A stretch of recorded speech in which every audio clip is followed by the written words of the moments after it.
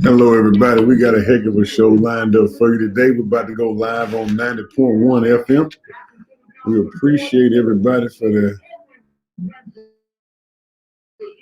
attention on a weekly basis, your help, your comments. So everybody who is first-time viewer, go ahead and hit the heart button and our like button. All our returning viewers, hit the heart button. Go ahead and share the video. It's going to be a heck of a show today. We're going to talk about a little legislative updates.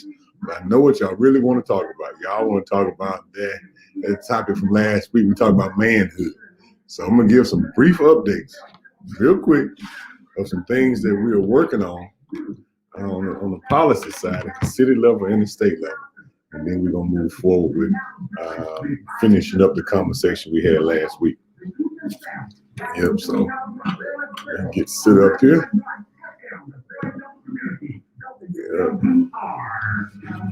Yep, it's going to be a good show. Man, I missed y'all. Missed y'all big old much.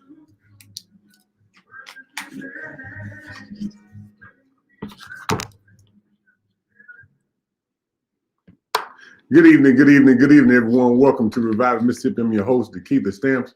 We appreciate y'all for tuning in on a continual basis. I mean, it's almost 7 years, y'all. Next month is going to be our anniversary. But we appreciate y'all for tuning in. As we do every week, we start our show off remembering our folks who are going through bereavement. Bereavement is real. I mean, it is real. It's just so much that we're going to find healthy ways to process this. You know, I know everybody's going through a trying time and situation, but we got to find healthy ways to process this. Be there for each other. You know, we've had pillars of our community that passed away. I mean, so many, you know, that you can't just get the name and names because you're going to leave folks out. But, you know, we lost last week, you know, we lost Pastor Slaughter. But this week we lost Miss Ella Robinson, and then since then we've also lost Miss Miriam Mixon. I mean, just wonderful people that, you know, I can honestly say the world has become a better place because I don't see a lot of these people being produced no more. Some of these folks, Earth not even producing good folks like this no more. And we got to get better to produce better because we lose some good people. And folks got to step up in their personal life and their churches and their homes in order to fill those voids. Because going backwards is not an option. It is totally not an option. So remember those brothers and sisters who are going through bereavement. It's always a trying time. You got to be a friend so you can have a friend when your time comes. Because bereavement is rough, especially now, you know, with the social distancing issues and people not wearing masks. I drove up to one. I've been going to services late, you know, paying my respects a little on the later end. Because I drove up to one this past weekend, and it had to be 200 folks huddled up around that funeral service. And, you know, folks are, I can't tell y'all how to worship or how to do things, but I can say be safe. Be safe. This virus is real. It's not fake. It's real, and you got to do the things necessary to safeguard yourself and safeguard your family, because I want you to be here. I want you to make it. And so just govern yourselves accordingly, but help people. Help each other. Give each other a little grace and mercy. You don't have to just, you know, go all the way over the edge on some of these things. You got folks not only with the virus, you got folks getting killed with violence, just real violence. So if you need a break, if you need to get away, you know, take some time to yourself. If you feel yourself on the edge and about to do something violent, you know, take some time out, step away, sit back from the table a little bit. It's okay to step out the kitchen if the kitchen getting hot out there. So this violence is going to be up to us to stop it. Government can do something, but it's up to people to do the rest. And we got to put it. Folks are going through some situations on these violent issues. You know, we got to step in. You know, it's okay to go get a restraining order. It's okay to put some distance between you and somebody you know, y'all relationship is over the edge. It's okay to do those kind of things, but do what's necessary to safeguard yourself and your family so we can properly move forward. We're going to start off with our announcements, our sponsors. Our sponsor, as always, is Michael Jordan Transportation Service. Michael Jordan Transportation is a wonderful business, wonderful services, and he's expanding in other areas. That's why we always recruit, because he's still growing. And he's, first and foremost, just a good man. Just a good man is focused on the community, trying to make it a better place. And for all your transportation needs, you can go to mjstransportation1.com for your transportation needs. Again, you can go to mjstransportation1.com for your transportation needs. You go click on it right there, all the information, how to request a ride. It's important. You got good, safe, quality transportation. You go on there. If you need a ride to go get the vaccine, call Michael Jordan Transportation. Some of these folks are being asked to go other places, and I'm going to talk about this a little in a second of the show. But it's a shame that we got folks right here in Mississippi who I'm not even a big virus proponent, but everybody who want the virus should have it accessible to them. You got folks that are being called right here in Jackson, Hinds County, and they sending them to Philadelphia and Macomb. Well, if you don't have adequate transportation, how you gonna get there? Give Michael Jordan Transportation a call. Go to mjstransportation1.com for those transportation needs and many more. Also for employment. Again, they're spreading all over the state. That's why they continue to recruit. There's a lot of people out there who need good, stable income. So if you are mature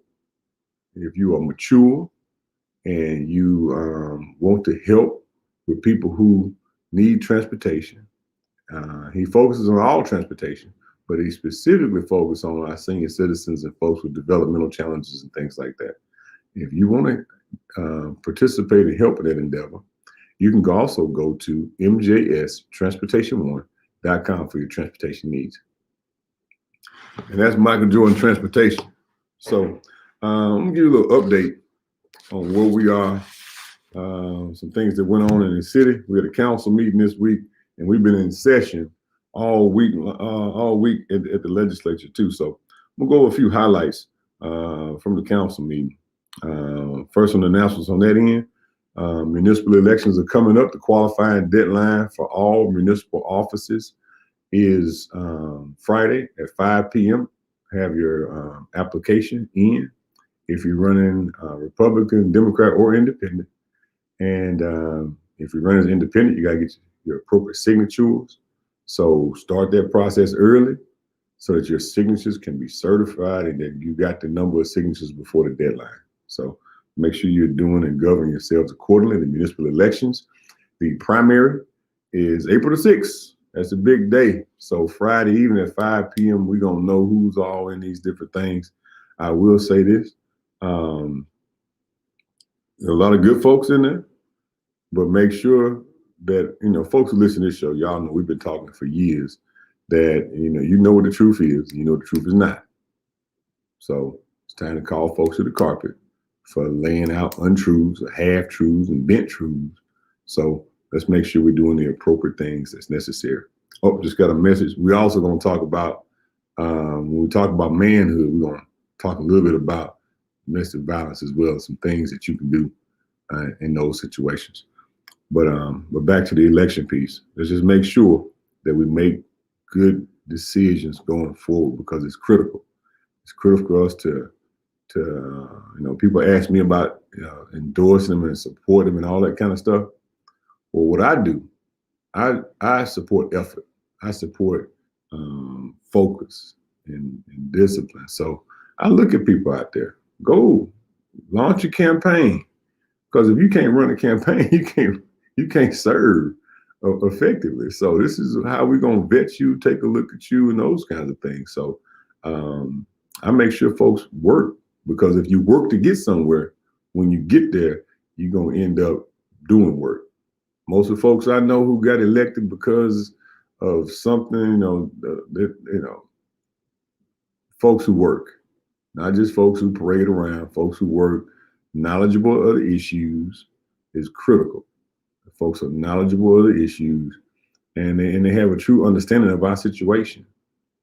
And, you know, a lot of folks, we also talk a lot about problems, but when it comes to, you know, the candidate, it's not that you are just able to talk about problems. Can you articulate a solution and your ability to deliver that solution? So those are some things, ladies and gentlemen, to think about when you're deciding who to support and things like that. We're beyond needing just good people. We need good people who have some capacity to deliver, some capacity to absorb and help move some things forward. So, you know, a lot of times folks support folks because they're their brother, their cousin, or whatever, sister, brother. You know, support folks first and foremost. Are they the best candidate on the ticket? I think we should be politically mature enough to turn to our friends or family and say, you know what? You might not be the best person on the ticket, but in a few years you could be. There's more ways to serve than just in electoral politics. We got boards and commissions. We got a school board, or airport board, library board. There's more things to serve and capacity to serve than just in electoral politics. Maybe sometimes some people should start off there, and then we look at them. And boards and commissions are wonderful spaces to vet people and look at people and see how they will respond to different situations.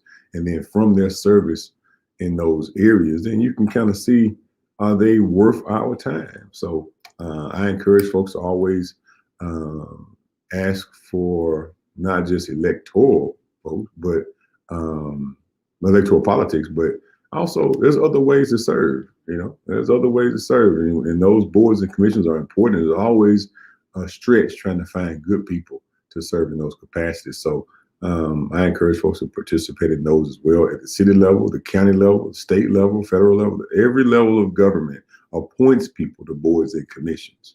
So look at those boards and commissions at the city level. You can go right on the city website. At the county level, you can go right on the county website and look at these boards and commissions. At the state level and at the federal levels, you can look at all those different things, and there are a myriad of ways that we need you to serve. And if you would like to do so, you can always give our office a call or shoot us an email and submit your resume and what board or commission you would like to participate in. What I normally do is I sit down with a few leaders inside of our ward.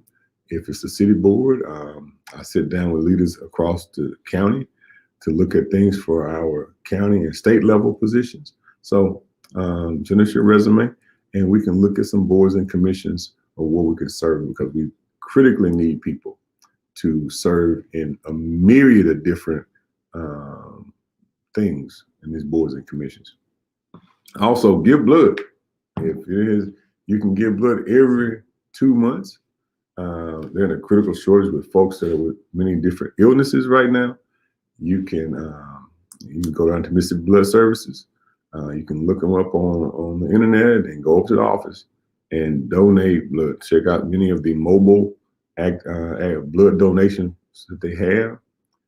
It's just critical that we give blood, because there are people who are in need. There are people dying because of these critical shortages, especially when it comes to some of these like type O, who can give to anybody. So if you like to give blood, you can go to Mississippi Blood Services website, and or during the office hours, even like you walk in. I walk into them going this week. I was supposed to go a couple of days ago, but we got bogged down and I wasn't able to get out of the office. But we're gonna go probably Friday and give blood again. So let's just make sure that we participate in that. And just got to mention, give plasma. And if you've had COVID-19, definitely, if you are surviving, if you currently are still testing positive, you need to be governing yourself accordingly and being quarantined and taking care of yourself. But once it is over, definitely those folks with that COVID antibodies in their blood, those folks who are dying and suffering, need that additional plasma. So if you have had COVID-19, definitely go give blood. There's a critical shortage for that as well. Move on to my next thing. So there's a piece of legislation that we've been working on for a few years at the city level. We got it passed at the state level.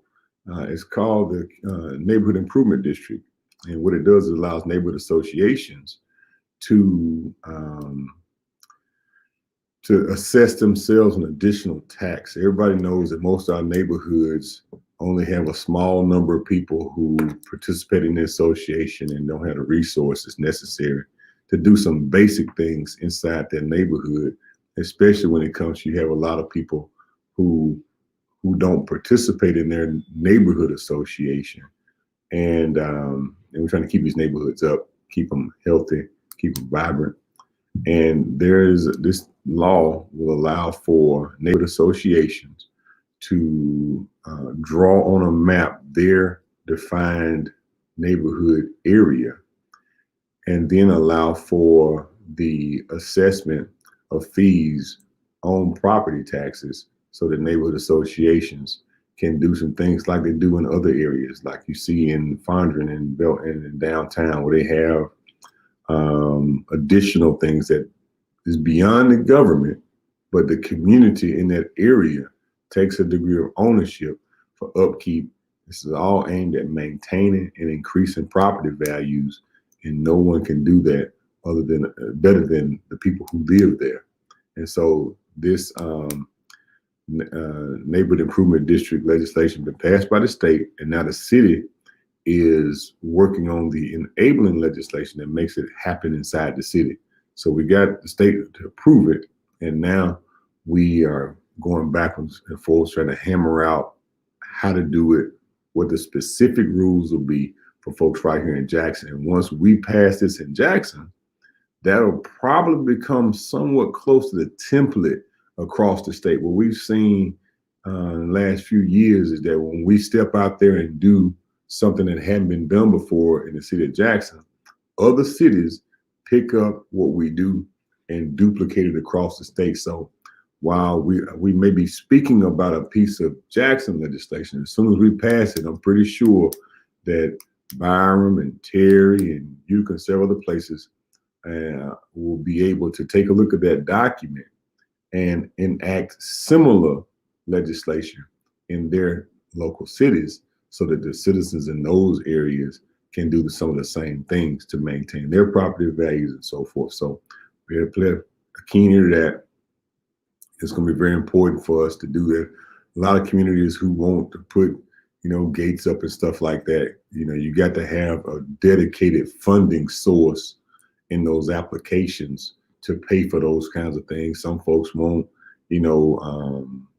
boundary type amenities, and they want, just things to make their neighborhood more appealing and safer to a degree, and at a better quality of life. So I'm in favor of neighborhood improvement districts, but we have to make sure that that we do the things that are appropriate so that we can, govern. And where the work is, the neighborhood associations will have to first have their 501c3, and then from that, they can move forward with the application process. So we're very close. We got a few things to work on it, but we should hammer those things out in the next few weeks, and hopefully on the next council agenda we'll have that. I got friends across the state who are waiting for Jackson to finish this legislation so they can take it back to their communities and adopt something similar. And I'm excited about it too. It's definitely a tool that we can use, especially, when you have neighborhood associations that have a community and, you have you have homeowners and renters. You have to have a way so that you can get the appropriate revenues to make sure your community has a good standard to it. So it's going to be real good that we move forward and pass that legislation at the city level. Also, we've been working on some polling location changes. We're not all the way where we need to be, but I want to talk specifically to some folks around the city who are affected by this. in the upcoming elections for September. Let me see. Precinct. There are a few precincts around town, but the one specific I want to talk about is Precinct 90. That was at Wolver Heights. If you voted at Wolver Heights historically, you're going to have to, your voting precinct is going to be around the corner on Cooper Road at Christ Tabernacle. So if you voted at Wolver Heights and then they had moved y'all way to the Metro Center, the closest amenable facility for you to move to is Christ Tabernacle Church, pastored by Pastor Hosea Hines, right there on Cooper Road. And we may, on the next cycle, once we redistrict and those things, it may get back to a location on a main thoroughfare on the other side. But right now, if you voted at Wolver Heights for the municipal elections and you had got moved way to the Metro Center, the closest amenable facility for that now is over on Cooper Road at Christ Tabernacle, and that's where you'll be voting in the future. And so we're gonna keep moving forward. Now on the state side, today, I got to introduce my first piece of legislation. I was a little bit nervous, yeah, I do get nervous, but I do appreciate my legislative colleagues for their encouragement. Representative Hines and Bell and several others definitely made it colorful for my first experience. So I do appreciate the reception. And I will report this. A lot of people say a lot of different things about state legislature, how divisive it may be. And at times it may be that, but the majority of time folks are getting stuff together, working together. It's not all just super duper divisive, unless it gets to that point. Don't get me wrong, but the reception that I received so far has been amenable. And but when it gets to those critical issues, we do go.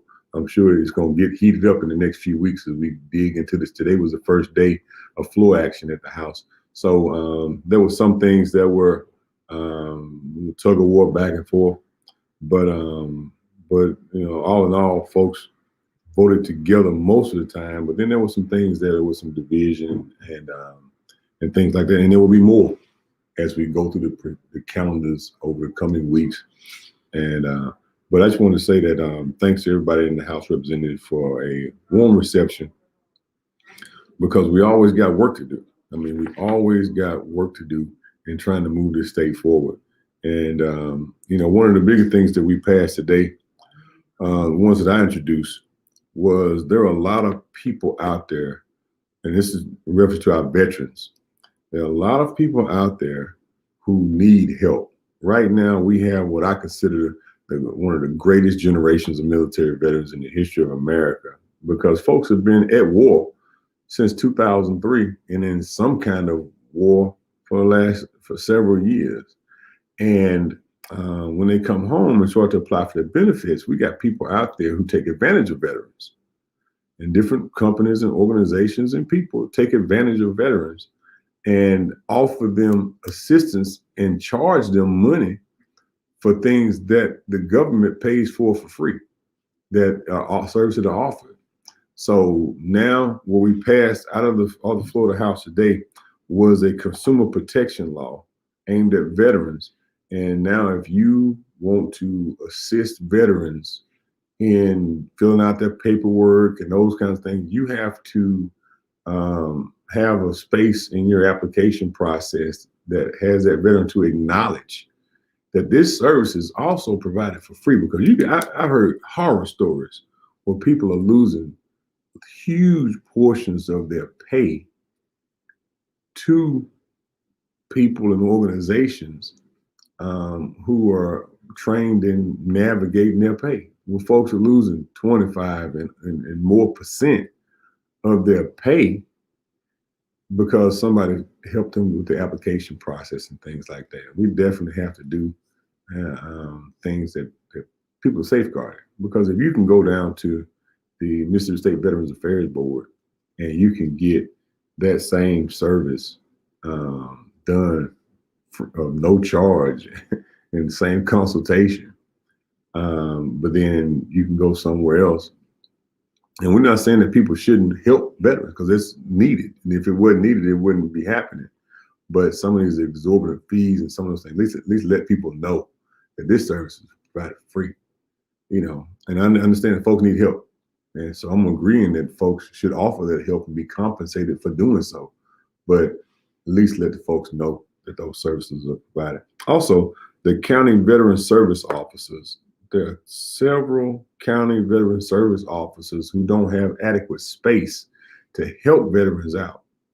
And what this House Bill number 187, what it does, it allows for the supervisors to open up space for county veteran service officers to be able to meet with veterans, whether it be inside of a county area.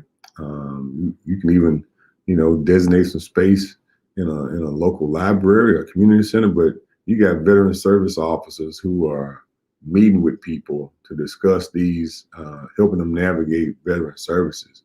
And they meet with them in Waffle House and in a restaurant. And, people are bringing their personal information and talking about personal issues. And no, as a government, we should provide spaces. We have people who are county veteran service officers, but they need adequate space to even operate, so you can communicate with people in a more private setting to discuss their personal issues. And a lot of times it's the family members. A lot of times veterans know how to navigate these processes and these different things, but when a veteran passes away and now the wife barely knows how to access a DD-214 and how to navigate those things, and you're meeting people's families out in these different restaurants, and it's just not the best way to deliver those services. So those are the two that I use. We went through a myriad of different things. We talked about stuff from optometry to medical care to nurse practitioners, the driver's license. We went through a good 75, 80 bills today that some passed, some did not, but and we got a lot more to go. So I would definitely if I were you, I'd tune into it because it's affecting your life on a daily basis. You can go to the legislature's website to view what's been happening on a daily basis, follow the bills, follow who's introducing what, and follow the progress of what's being introduced. Every day there's a daily action report. You can just click on it, read what's happened, what passed, what failed, and what progresses forward. To give a little overview of how a bill becomes a law. First, someone introduces that bill gets put into committee. That committee takes up different bills. If it votes out of committee, it goes to the floor of either the House or the Senate. And if it fails or if it passes, it goes over to the other side of the House, and it goes through that committee process and then to that other floor. So if it started off in the House, it passed, it goes to the Senate, goes through committee, goes to the floor. And then if it passes the floor on the other side of the House, they go to conference to make sure that both things in order. And then it gets sent over to the governor's office for final ratification and passage. So that's a nutshell. It's more intricate than that, a lot more bobs and weaves of those different issues, but how a bill becomes a law. But definitely pay attention to it because it affects your life on a daily basis. Everything they do, it affects your life, your business, your children, your healthcare. And me, I love it. I love policy because that pen is truly mightier than the sword. People have asked me different things and run for different offices before, but that legislative branch, it's just something about that legislative branch. It may not be as glamorous or as popular as some of the other branches. It's not the Supreme Court or it's not the executive branch, but that pen is truly powerful, and hats off to folks who are engaged in that process. And I encourage everyone to be engaged in it. So now that's my first 30 minutes of update from the city and the state. Definitely stay tuned in to both those. Definitely touching and affecting your life. But the issue that everybody called me about, Hanny, last week, Hanny, I talked about the same stuff. When I talked about manhood, boy, everybody started heating up. I got more phone calls this past week on that 10-minute talk about manhood. And like I said, I'm not the perfect man. I don't give no relationship advice, but I've been able to keep my sanity through marriage, divorce, and issues, and growing up with both parents being divorced, and wars and all different, this life is rough.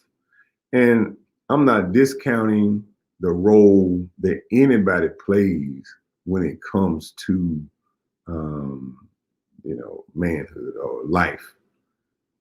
At this moment, the next things you hear me say are not the views and opinion of 90.1, Handyman, Wanda, not the views and opinion of the city of Jackson, not the views and opinion of the state of Mississippi. These are truly DeKeither Stamps views on a few specific things. I know this is a big topic when you talk about manhood, but I grew up blessed.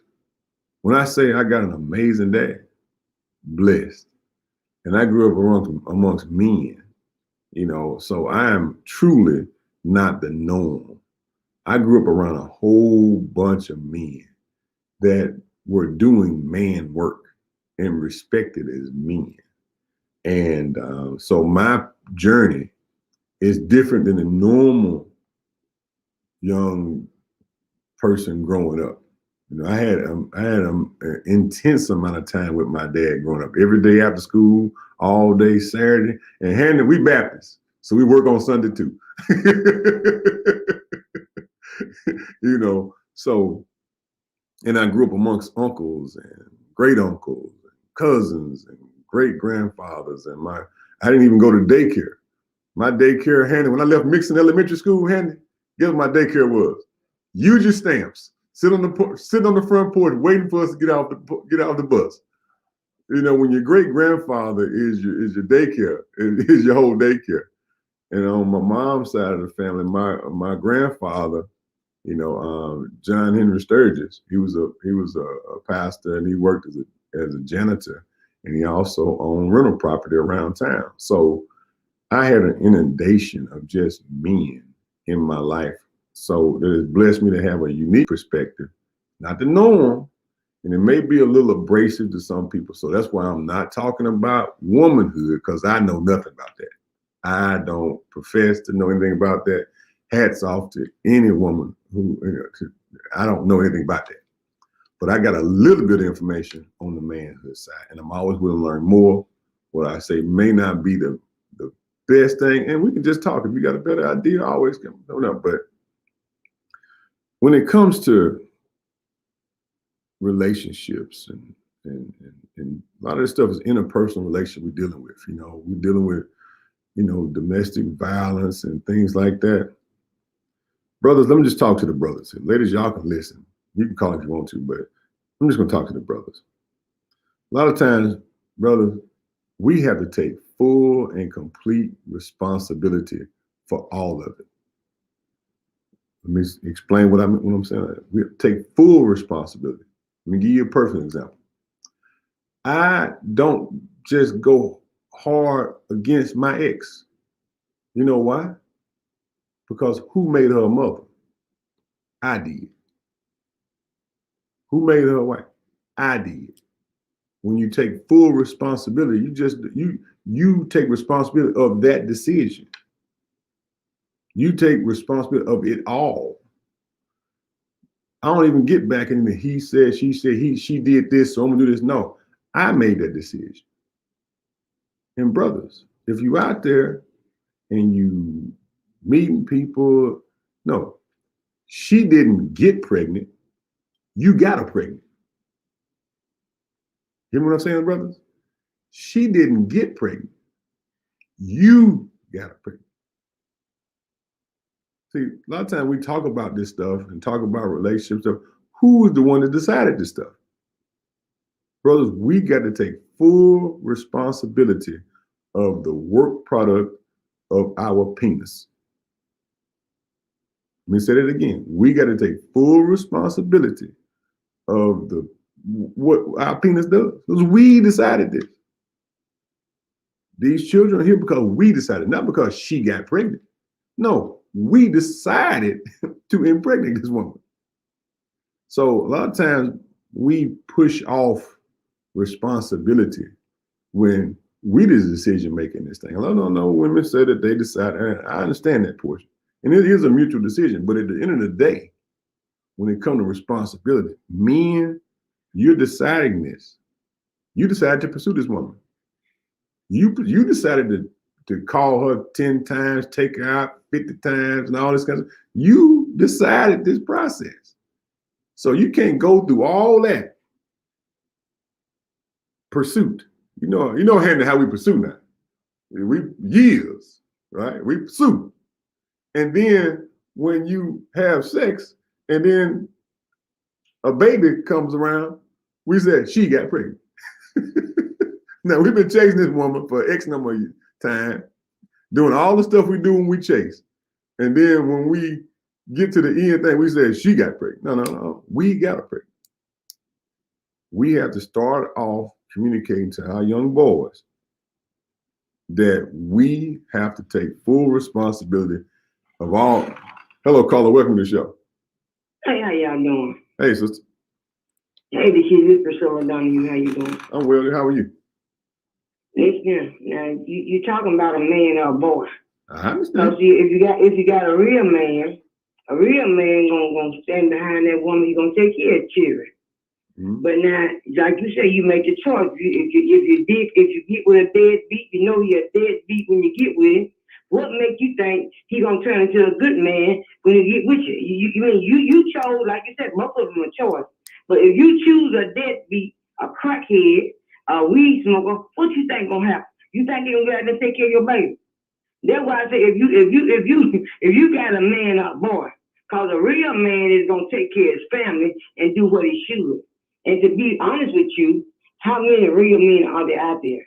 We just say, okay, we got 100%, we're gonna use 100%. We may have 25% men that are doing what they're supposed to do. And you know I'm not lying. And nobody should have to make a man do what he's supposed to do when he know he has fathered that child. A lot of them get out there and deny the child and know that's his child. But see, the laws are not strict enough. The laws are not strict enough for these sorry men. And you got some sorry women too. You know, I'm talking about whichever one fits, they don't make me no difference. Man or woman, if you're sorry, you're sorry. But these rules, I believe, need to be stricter and to make people and to make them, accountable for these kids that they're running in the world that a lot of other people have to end up taking care of their responsibility. Thank you, dear. And thank you for taking my call, DeKeither. Thank you. Hello, caller. Welcome to the show. Turn your radio down, caller. Turn your radio down. Don't blow your drums out now. All right. Can you hear me? I hear you now. All right. So it's not call for you. Let Stamps get through with his comment because that's what he said. He talking about manhood. Just let him get through with his comments so y'all start saying he's talking about man or boy. Give me 10 more minutes. Y'all call in. All right. Give me 10 more minutes. Give me 10 more minutes to flush out what I got written down here. All right. I appreciate it. Give me 10 more minutes, y'all. I started that conversation off that we have to take complete ownership off from the beginning. And from that, it's a fight. It's a fight to be a man. What the devil want the most? He want to kill a man. Right? The fight. You got to fight to be a good man. You got to fight because the world wants you to be a sorry man. The world wants you to be, all this stuff you see on TV. The world wants you to be a negative version of a man. But we got to fight to be good men in our community and have good examples. If you know that you got nephews and cousins that's off the edge, don't wait for the government to pull them in. No, that's your nephew. That's your cousin. Pull that little brother in and show him an example. Because if he can't see it, if he in a situation where he can't see it, he'll never be it. Just remember, you're going to be a little bit worse than what you see. And if all you see is worse, you're going to be less worse. So we're going to continue to go down, down, down. So the men who are stand-up brothers, it's going to have to be from us to move this community forward. Not just us take care of our little huddle. We got to spread our wing a little bit because guess who our daughter's going to come home with? They're going to come home with somebody else that was around another man, but that man wasn't active to loop them in. So that's why it's going to be incumbent on us to mentor. It's incumbent on us to reach out, and incumbent on us to do what's necessary to save our community. Hello, caller. What's your question or comment?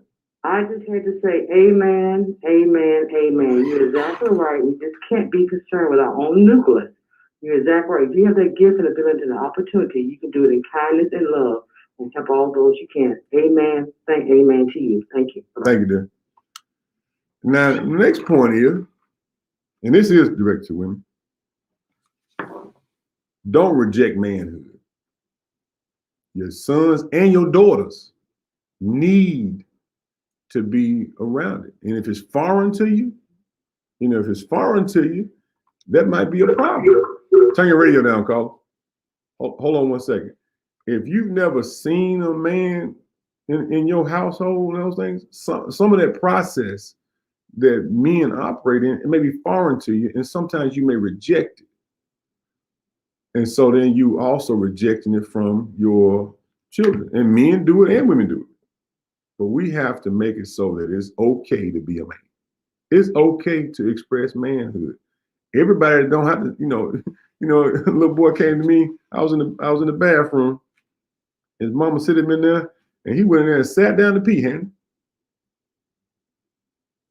And he asked me to help him out. And I said, well, son, that ain't how you do that. But that's all he saw. He didn't see it. He hadn't been around a man.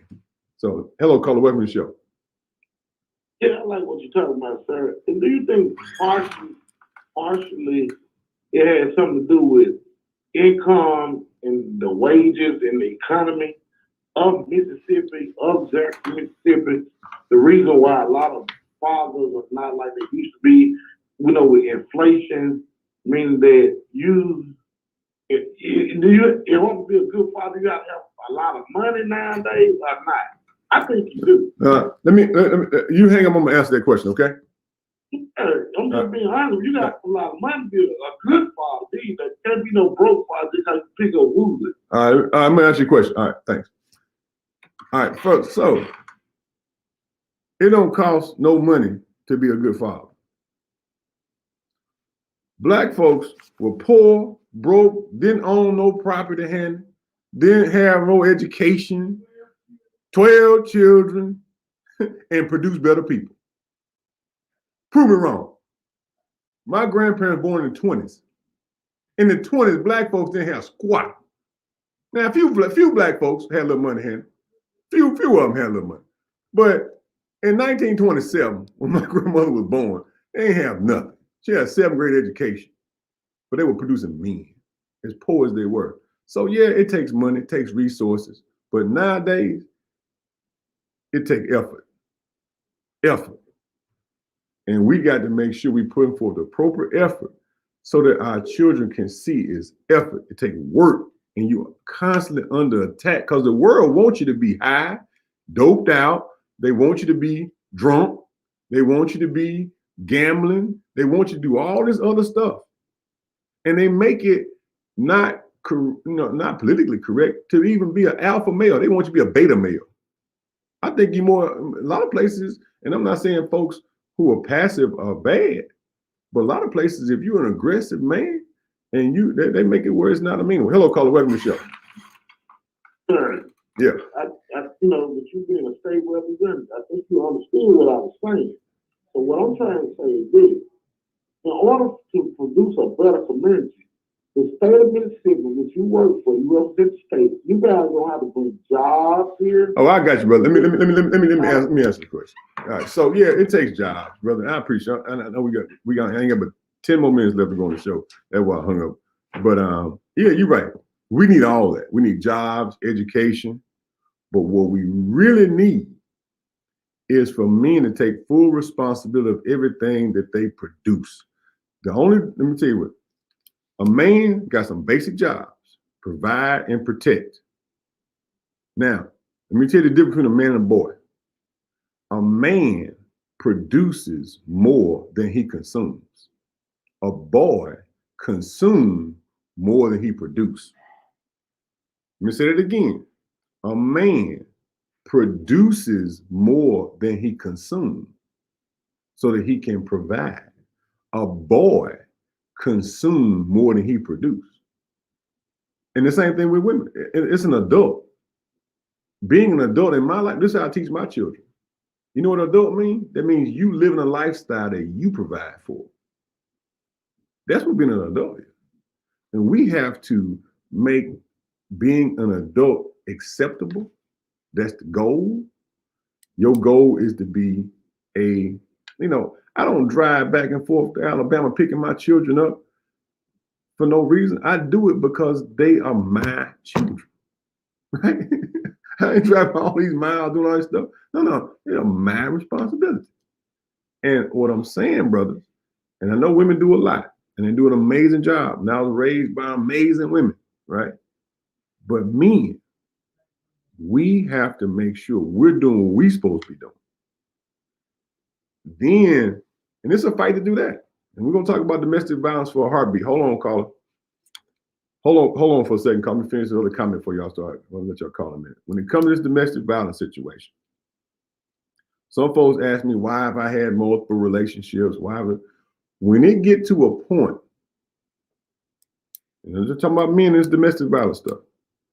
When it get to a point, you got to make sure you survive. And I know it get hot. And it can't nobody in the world cut you like your woman. I call it the golden knife. She know how to cut you in a way that your mama don't even know.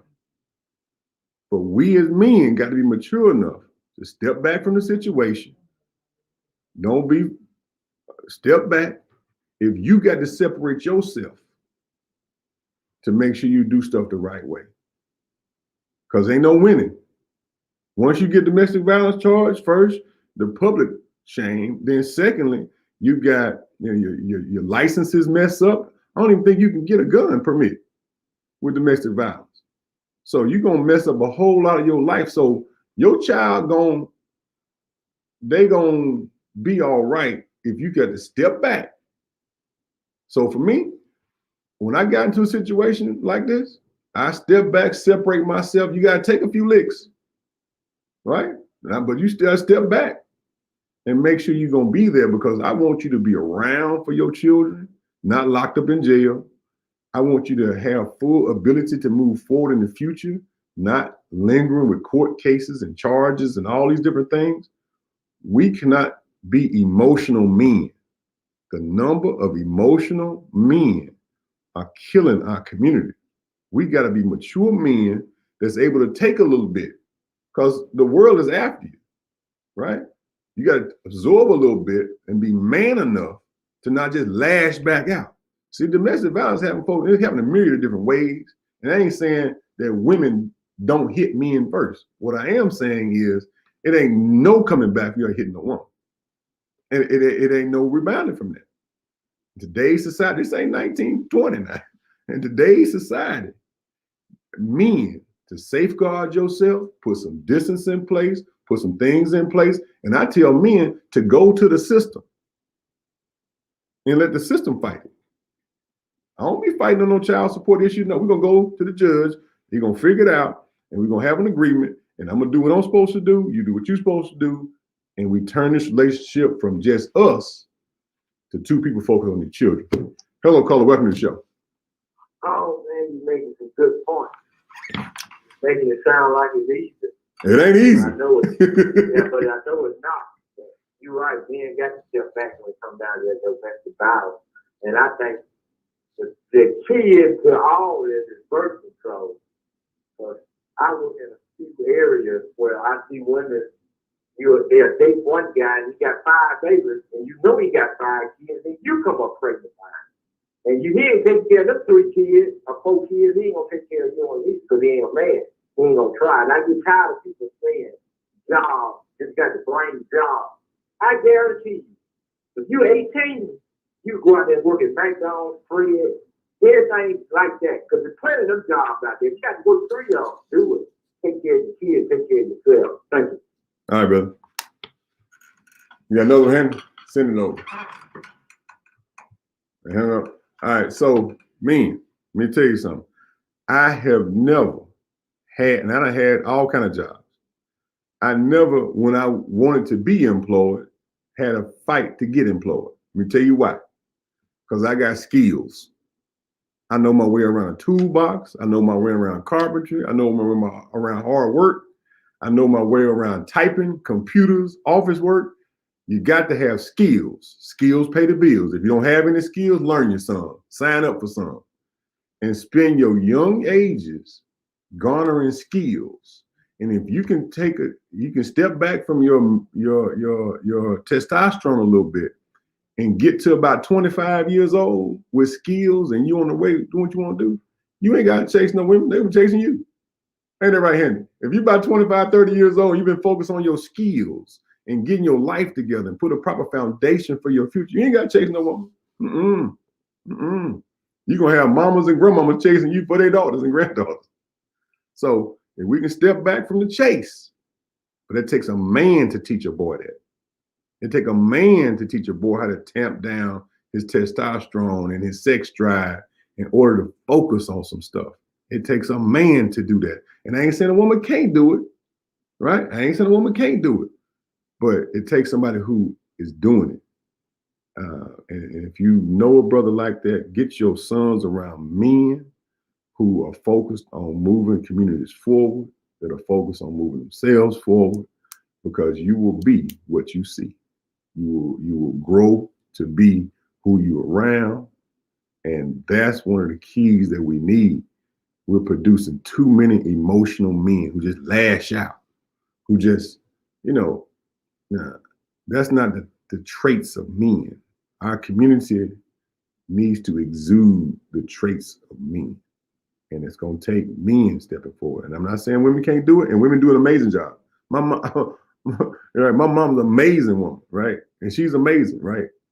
But I'm just talking to men got to do more. We shouldn't be putting so much pressure on raising the whole community to just women. And my last caller, Henry. Send it over. Hello, caller. Welcome to the show. Thanks for taking my time. This is Chair, man. Understand? Hey, Care, man. I've been listening to you guys, what it takes to be a man. It takes discipline. It takes self-control. I'm going to tell you about a man I used to know many years ago. This man was in the war, World War II. He got married when he came back. He built his own house. He raised a family, 12 plus kids. He farmed. He had hogs, he had cows, he had horses, he had hunt dogs, and he had his mother they had to take care of. Now this one man took care of all of this. And I hear men calling in on your show complaining about that they can't do it now. Well, I want you to ask yourself, how did this man do all of this by himself? He took care of his family, he built his home, he took care of his dogs, his cows, his horses, his land, and he farmed. So how could he do this if you can't take care of one child and a wife? Just ask yourself that. Right. You're right. Whoever listen out there, just ask yourself that. Why you can't do it? Ain't no excuse. Look yourself here before you go to bed tonight. Ask yourself that. Thank you, Mr. Stan. Yes, sir. Appreciate you, Care, man. Continue to hold it down out there for us. Ladies and gentlemen, the clock on the wall says all. I got the good doctor, Dr. B. He's sitting in the batter's box ready to come on in. But I'm going to say this to you, and it'll be my last comment, is that, again, women do a lot. Women can do a lot. It's just too much pressure, I feel, on women to do a lot. And men, we need to do what we're supposed to do. More. Right. More. Because that's causing a lot of issues. Step back on this domestic violence thing. When it get heated, somebody hit you, you ain't got to hit them back.